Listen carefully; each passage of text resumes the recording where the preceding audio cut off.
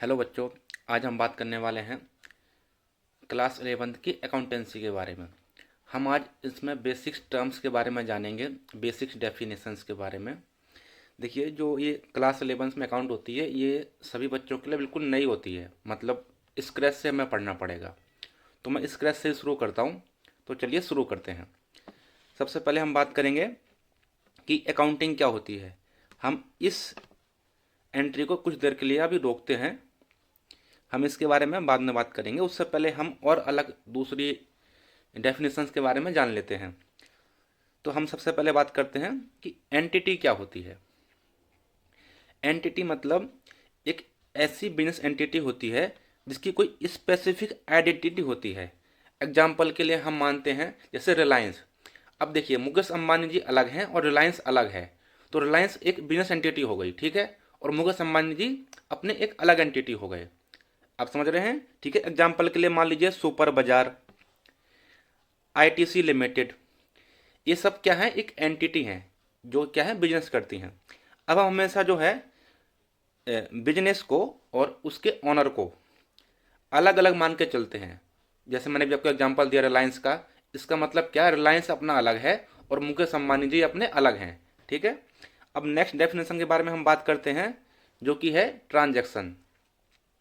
Transaction क्या मतलब, कोई दो या उससे अधिक एंटिटी के बीच में होती है। ठीक है।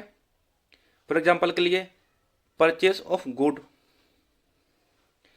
रिसिप्ट ऑफ मनी, यानी हम मान लो, हम एग्जांपल के लिए मान लो रिलायंस जो कंपनी है वो पेट्रोल खरीद रही है किसी दूसरी कंपनी से, तो ये क्या, परचेस ऑफ गुड्स है। अब बदले में रिलायंस जो है पेमेंट भी करेगी, तो पेमेंट हो गया पेमेंट इन कैश, या पेमेंट रिसीव करेगी तो रिसिप्ट इन कैश। ठीक है। या फिर हम अपने क्रेडिटर को पेमेंट करते हैं, तो इसमें क्या है, दो पार्टी, एक क्रेडिटर और दूसरा पेमेंट करने वाला। तो यहाँ पे हो गया ट्रांजैक्शन, समझ में आ गया? यानी दो पार्टी के बीच में कोई लेन देन हो रहा है तो उसे ट्रांजैक्शन कहेंगे। ट्रांजैक्शन दो तरीके से हो सकती हैं, एक कैश में और एक क्रेडिट में। कैश में कैसे, मान लीजिए मैं आपके पास आया, मैंने आपसे कुछ खरीदा, आपको कैश दिया, ये होगी ट्रांजैक्शन इन कैश। क्रेडिट में कैसे है, मान लीजिए मैं आपके पास आया, मैंने कुछ सामान खरीदा, बोला पैसे मैं कल दूंगा या परसों दूंगा, यानी उधार में ले लिया, तो ये क्या होगी, क्रेडिट क्रेडिट ट्रांजैक्शन हो गई। चलिए नेक्स्ट हम उस पर आते हैं, डेफिनेशन पे, जो कि है असेट। देखिए, असेट जो होती है इम्पोर्टेंट है, क्योंकि इसका यूज हम बहुत बार करेंगे और इसका एक अलग से चैप्टर भी है। तो असेट क्या होता है, असेट मतलब जिसकी कोई फ्यूचर इकोनॉमिक वैल्यू होती है। अब इसका मतलब क्या, फ्यूचर इकोनॉमिक वैल्यू का मतलब क्या होता है, तो ऐसे समझिए, ऐसा आइटम जिसको हम कैश में कन्वर्ट कर सकते हैं एट अ फ्यूचर टाइम, मतलब भविष्य में वो हमें कुछ कैश देने की संभावना लगता है, उसे बोलते हैं फ्यूचर इकोनॉमिक वैल्यू। ठीक है। एग्जाम्पल के लिए जैसे देखो, मान लीजिए एक मशीन है जिससे हम कोई प्रोडक्ट बना रहे हैं, जिसे बोलते हैं प्रोड्यूसन। अब उससे क्या होगा, वो हमें इनकम अर्न करके देगा। ठीक है। जब हम प्रोडक्ट बनाएंगे उसको बेचेंगे तो उससे इनकम आएगी। तो कोई प्रोडक्ट ऐसा टाइप होते हैं जो हमें इनकम अर्न करके देते हैं, और कुछ ऐसे होते हैं जिनको हम बेचने पर इनकम खरीदते हैं। फॉर एग्जाम्पल लैंड समझ लीजिए। अब लैंड ऐसे तो हमें कोई इनकम नहीं दे रही है, लेकिन जब हम उसको बेचेंगे तो वो हमें इनकम करके देगा, उसमें हमें फ़ायदा होगा। ठीक है। इस तरीके से समझ लीजिए। अब असेट कितने टाइप के होते हैं, असेट दो टाइप के होते हैं, एक नॉन करंट असेट, एक current asset. Non current asset मतलब इनके एग्जांपल देखिए, जैसे कि फिक्स असेट। फिक्स असेट में चार असेट आते हैं। टेंजिबल असेट, जिनको हम छू सकते हैं, देख सकते हैं। इनटेंजिबल असेट, जिनको हम छू नहीं सकते या देख नहीं सकते। फॉर एग्जाम्पल मान लीजिए गुडविल, यानी किसी की ब्रांड वैल्यू। जैसे कि आप एप्पल का फ़ोन देखते हैं, अब एप्पल की ब्रांड वैल्यू को आप महसूस तो कर सकते हैं, बस उसको छू नहीं सकते। ठीक है। देन आता है कैपिटल वर्क इन प्रोग्रेस। इसका मतलब क्या है, कोई ऐसा असेट, ऐसी बिल्डिंग जिसको हम ये बना रहे हैं वो बनी नहीं है, कंप्लीट नहीं हुई है, अभी इन प्रोसेस है, मतलब आधी बन चुकी है, आधी नहीं बनी है, 75% बन चुकी है, 75% नहीं बनी है। इस तरह को बोलते हैं हम कैपिटल वर्क इन प्रोग्रेस। और फिर देन आता है इंटेंजिबल असेट अंडर डेवलपमेंट। इसका मतलब क्या है, देखिए जैसे पेटेंट होते हैं, मान लीजिए एक एक मूवी बना रहे हैं, अब मूवी क्या है, इंटेंजिबल है। ठीक है। उसको आप टच नहीं कर सकते। ठीक है। लेकिन अब मान लो वो बन रही है, आधी बन चुकी है आधी नहीं बनी है, तो इसको क्या बोलेंगे हम, cap intangible asset under development, ठीक है। देन आता है फिर नॉन करंट इन्वेस्टमेंट। इसका मतलब क्या है, हमारे पास पैसा था, हमने कहीं लगा दिया, शेयर्स में इन्वेस्ट कर दिया, कोई हमने प्रॉपर्टी ले ली, ठीक है, किसी को उधार दे दिया जो कि लॉन्ग टर्म के लिए यानी 12 महीने से अधिक टाइम के लिए, तो हो गया non current. Deferred tax asset, हमने गवर्नमेंट को टैक्स अधिक पे कर दिया, हमको बाद में वो रिफंड होगा, ठीक है, तो हमारे लिए एक असेट है वो। फिर long term loans and advances, हमने किसी को उधार पैसा दे रखा है तो हमें वापस करेगा, तो ये हमारे नॉन करंट असेट हो गए। ओके, अब बात करते हैं हम करंट असेट की। इसमें आता है करंट इन्वेस्टमेंट, छोटे टाइम के लिए कहीं इन्वेस्टमेंट कर रखा है, डिवेंचर में लगा रखे हैं, ठीक है, ये सब होता है। इन्वेंट्री यानी ये हमारा स्टॉक होता है, स्टॉक यानी जो हमारे डे टू डे यूज की गुड्स हैं उनको हमने अपने फैक्ट्री में रखा हुआ है तो हमारा स्टॉक हो गया। ट्रेड रिसीवेबल एंड डेटर, किसी समय पैसा हमने किसी को हमने सामान उधार बेचा था, उन समय पैसा मिलना है तो होते हैं ट्रेड रिसीवेबल या फिर debtor. Cash and cash equivalent, हमारे पास कैश पड़ा हुआ है, हमारे बैंक में पड़ा हुआ है, या फिर कोई ऐसी चीज़ जो विद इन 3 मंथ जिसको हम कैश में कन्वर्ट कर सकते हैं, वो क्या होता है, cash and cash equivalent. Then आता है short term loans and advances, इसका क्या है, हमने किसी को छोटे समय के लिए, हमने किसी को छोटे समय के लिए उधार दे रखा है 12 महीने से कम पीरियड के लिए, तो वो आता है short term loans and advances. Now next देखते हैं, अब हमारा आता है लायबिलिटीज के बारे में। लायबिलिटीज क्या है, ऐसा ऑब्लिगेशन या फिर डेप्ट जिसको हमें पे करना पड़ सकता है फ्यूचर में। एग्जाम्पल के लिए समझिए, जैसे गुड्स परचेस ऑन क्रेडिट, हमने क्रेडिट में गुड्स को परचेस कर लिया, अब हमें उसको क्या करना पड़ेगा, हमें उसकी पेमेंट करनी पड़ेगी फ्यूचर में, तो ये हमारे लिए क्या ऑब्लिगेशन है। या हमने किसी से मनी उधार ले ली, हमने किसी से पैसा उधार ले लिया, तो वो भी हमारे लिए क्या है, वो भी हमारे लिए एक लोन की तरह है, हम उसको चुकाना पड़ेगा फ्यूचर में, ठीक है, तो ये होती है लायबिलिटीज जिसको हमें फ्यूचर में हमें पे करना पड़ेगा। अब लायबिलिटीज भी दो टाइप की होती हैं, एक नॉन करंट, एक करंट। नॉन करंट के एग्जांपल्स देखिए, जैसे कि लॉन्ग टर्म बोरोइंग्स, इसका मतलब क्या है, हमने किसी से पैसा उधार लिया 12 महीने से अधिक टाइम के लिए, हम उसको 1 साल बाद पेमेंट करनी है, तो ये क्या है, long term borrowings. Deferred tax liability, इसका मतलब क्या है, हमें गवर्नमेंट को टैक्स पे करना है मगर अभी नहीं पे करना, 1 साल बाद पे करना पड़ सकता है, तो ये क्या है, डिफर्ड टैक्स लायबिलिटी। और अगला है लॉन्ग टर्म प्रोविजन, इसका मतलब क्या है, हमें लायबिलिटी तो है मगर कितनी है कब है ये पता नहीं है, लेकिन ये पता है कि 1 साल बाद होगी, मतलब इसमें हमें डाउट है कि देना भी पड़ेगा नहीं देना पड़ेगा। एग्जाम्पल का समझिए, जैसे कि कोर्ट में एक केस पड़ा हुआ है हमारे खिलाफ पेंडिंग, हमें पता नहीं हम जीतेंगे या हारेंगे, हमें लग रहा है हम हारेंगे तो हम बनाएंगे लॉन्ग टर्म प्रोविजन। ओके, अब बात करते हैं करंट लायबिलिटी की। करंट लायबिलिटी में आता है शॉर्ट टर्म बोरोइंग्स, इसका मतलब क्या, हमने किसी से पैसा उधार लिया लेकिन वो पैसा जो उधार लिया उसको हमें 12 महीने के अंदर पे करना है, तो ये क्या है, short term provision, sorry short term borrowings. Then आता है ट्रेड पेएबल्स, हमने किसी से गुड्स परचेज करी तो हमें उन्हें पेमेंट करनी पड़ेगी, तो ये आते हैं ट्रेड पेएबल्स। जब गुड्स परचेज करके उनकी बाद में पेमेंट करनी है तो वो आता है ट्रेड पेएबल्स। देन आता है शॉर्ट टर्म प्रोविजन, इसका मतलब क्या है, हमें कोई लायबिलिटी अराइज होने वाली है, हमें कुछ ऑब्लिगेशन आने वाला है मगर वो ऑब्लिगेशन 12 महीने से पहले पहले आ जाएगा, हमें ऐसा लग रहा है, तो वो क्या होगा, शॉर्ट टर्म प्रोविजन। और 12 महीने के बाद आएगा तो वो क्या होगा, फिर होगा लॉन्ग टर्म प्रोविजन। ओके, अब देखिए ये करंट और नॉन करंट ये क्या होता है, इसको जरा समझते हैं। तो देखिए, अगर कोई भी ऐसा आइटम है, ऑपरेशन है, ट्रांजैक्शन है जो कि एक ऑपरेटिंग साइकिल के अंदर अंदर कंप्लीट हो जाएगी तो वो क्या होगी, वो करंट होगी। अब ऑपरेटिंग साइकिल क्या होती है, देखिए हमने गुड्स लिया, गुड्स को मैन्युफैक्चर करके कुछ बनाया, फिर उसको बेचा, बेचने के बाद हमें उसकी पेमेंट रिसीव हुई, तो मान लो अगर ये 13 महीने में हो रहा है तो हमारी ऑपरेटिंग साइकिल क्या है, 13 महीने। अगर ये 15 महीने में हो रहा है तो हमारी ऑपरेटिंग साइकिल क्या है, 15 महीने, ठीक है। अब दूसरा, कोई ट्रांजैक्शन जो सेटल हो जा रही है 12 महीने के अंदर अंदर तो भी क्या होगी, हमारी करंट। 12 महीने के बाद है तो नॉन करंट, ठीक है।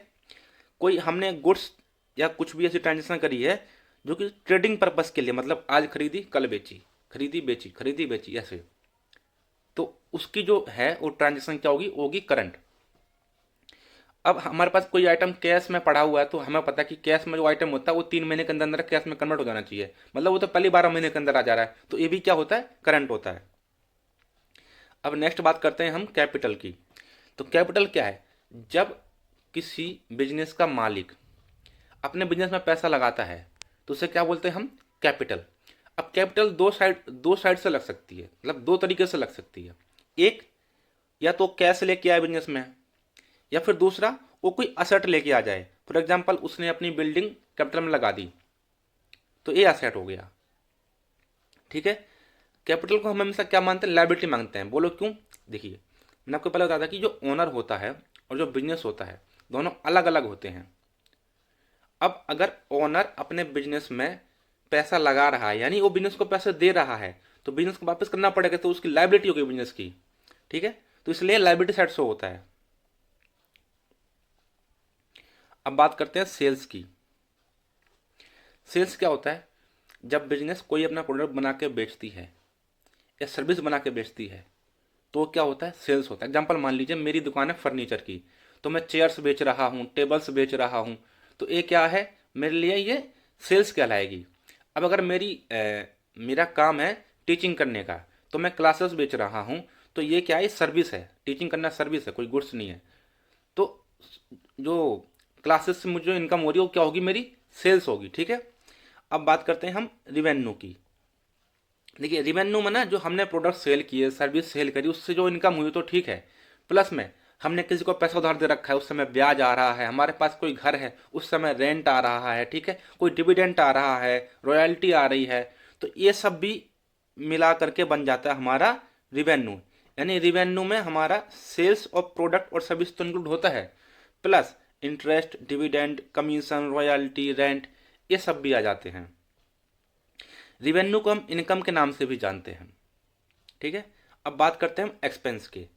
अभी हमने जो ये रिवेन्यू अर्न किया है, कमाया है, इसके लिए हमने कुछ खर्चे भी करे होंगे।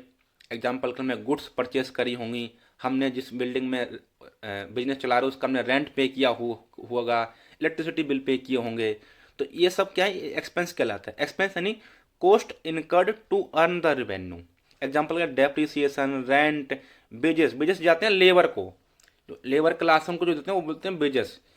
सैलरी जाती है एम्प्लॉयज को, जो पढ़े लिखे हायर लेवल मैनेजर लेवल के जो होते हैं उन्हें बोलते हैं हम एम्प्लॉय, उनको जाते हैं हम सैलरी। प्लस इंटरेस्ट, अगर हमने लोन लिया है तो हमें इंटरेस्ट पे करना पड़ेगा, इलेक्ट्रिसिटी, वाटर, टेलीफोन, ये सब क्या होते हैं, हमारे एक्सपेंस होते हैं। अब बात करते हैं प्रॉफिट और लॉस की। देखिए अगर मान लीजिए हमने 100 रुपये का रिवेन्यू कमाया और हमारा 80 रुपये का एक्सपेंस है, तो हमारे पास 20 रुपये क्या हो गया, प्रॉफिट हो गया। यानी जब रिवेन्यू एक्सपेंस से अधिक है तो हमारा प्रॉफिट बन जाता है। और वही केस अगर उल्टा लें, मान लीजिए हमने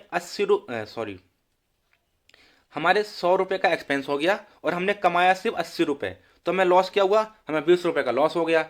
यानी कि जब एक्सपेंस रिवेन्यू से अधिक हो जाए तो हमारे लिए क्या बन जाता है, वो लॉस बन जाता है। अब नेक्स्ट टॉपिक की बात करते हैं जो कि है गेन।